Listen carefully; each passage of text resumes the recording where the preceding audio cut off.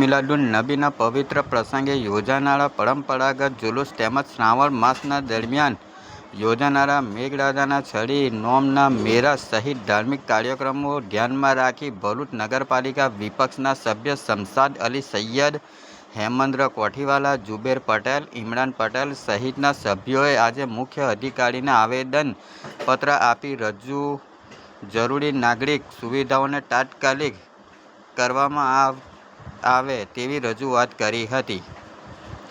વિપક્ષના સભ્યોએ જણાવ્યું હતું કે આગામી 26 ઓગસ્ટે ઈદે મિલાદુન નબીનો જુલુસ યોજાનાર છે. સાથે જ શ્રાવણ માસ દરમિયાન જન્માષ્ટમીની છડી નોમ સહિતના વિવિધ ધાર્મિક તહેવારો ઉજવાશે.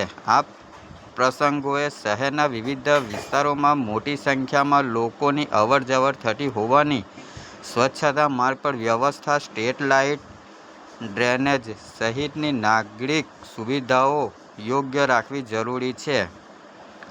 આવેદનપત્રમાં જુલુસ તથા છડી નોમના મેળાના રૂટ પર વિશેષ સફાઈ કરવાની, કચરાનો તાત્કાલિક નિકાલ કરવા, રસ્તા પરના ખાડાઓનું પેચવર્ક કરવા તેમજ તમામ સ્ટ્રીટ લાઇટો કાર્યરત કરવાની માંગ કરવામાં આવી હતી. જરૂરિયાતવાળા વિસ્તારોમાં ફોક્સ લાઇટની વ્યવસ્થા કરવાની પણ રજૂઆત કરવામાં આવી હતી. આ ઉપરાંત ગટર, ડ્રેનેજની સફાઈ, વરસાદી પાણીના નિકાલની યોગ્ય વ્યવસ્થા, રસ્તા અને ફૂટપાથની મરામત, જોખમી ઝાડો તથા ડાળીઓનું કટિંગ, જરૂરી વિસ્તારોમાં કટિંગ અને એન્ટ્રી વાળા દવાઓ છંટકાવવા તેમજ રખડતા ઢોરનું દૂર કરવાની કામગીરી કરવા માંગ કરવામાં આવી હતી.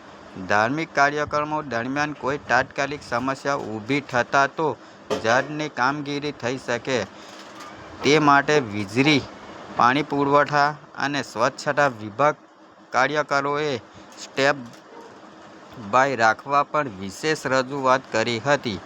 વિપક્ષના સભ્યોએ ખાસ કરીને તારીખ 26 ઓગસ્ટના ઈદે મિલાદુન નબી જુલુસના તમામ નિર્ધારિત રૂટ તેમજ નાગરિકો દ્વારા રજૂઆતો કરાયેલી વિસ્તારોમાં સફાઈ, રોડ રસ્તા, સ્ટ્રીટ લાઇટ, ડ્રેનેજ અને કોટિંગ સહિતની કામગીરી જુલુસ પૂર્ણ કરવાની માંગ કરી હતી.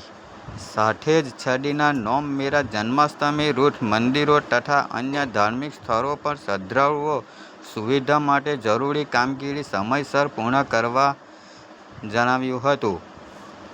ઈદે મિલાદુન નબીનો જુલુસ તેમજ શ્રાવણ માસ ધાર્મિક તહેવારો શાંતિપૂર્ણ, સુવૈશ્વિથી અને સૌહાર્દપૂર્ણ વાતાવરણમાં યોજાય તે માટે નગરપાલિકા તંત્ર દ્વારા તમામ કામગીરીને પ્રાથમિકતાથી આપી સમયસર પૂર્ણ કરવામાં આવે તેવી વિપક્ષે આક્ષેપો વ્યક્ત કર્યા હતા. Report Palej news Gujarati.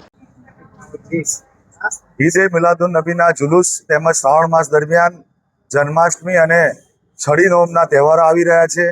તે બાબતે આજરોજ વિપક્ષના સભ્યો દ્વારા નગરપાલિકાના ચીફ ઓફિસર શ્રીને રજૂઆત કરવામાં આવેલી છે કે તાત્કાલિક ધોરણે જે જુલુસ અને છડી નોમના જે રૂટ છે એ રૂટના ઉપર પેચવર્કની કામગીરી તાત્કાલિક શરૂ કરવામાં આવે, કેમ કે રૂટના ઉપર ખાસી જગ્યાએ રસ્તાઓ ખરાબ છે.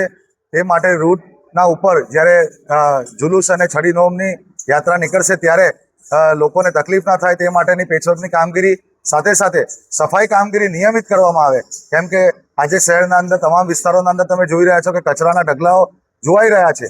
તહેવારોના અંદર જ્યારે ધાર્મિક તહેવારો ઉજવાતા હોય ત્યારે સફાઈ કામગીરી નિયમિત થાય તે હેતુથી તેમજ જે વૃક્ષો રોડના ઉપર છે એ વૃક્ષોની જે નડતરરૂપ ડાળીઓ છે એ ડાળીઓને કટ કરવામાં આવે.